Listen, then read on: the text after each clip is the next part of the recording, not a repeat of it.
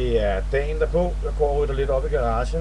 Jeg synes, jeg er blevet lidt tørstig, så jeg tager sgu lige en tår. Kan vel ikke skade noget. Eller hvad?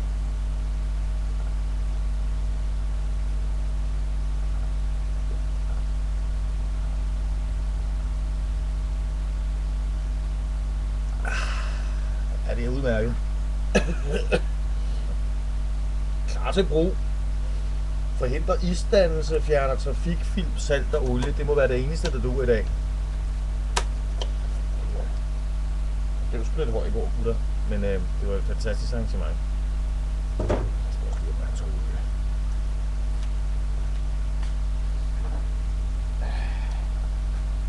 Som man siger, den der smører godt, kører godt.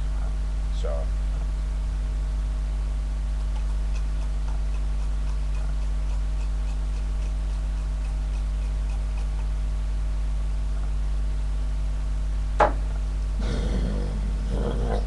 I can kill that cat.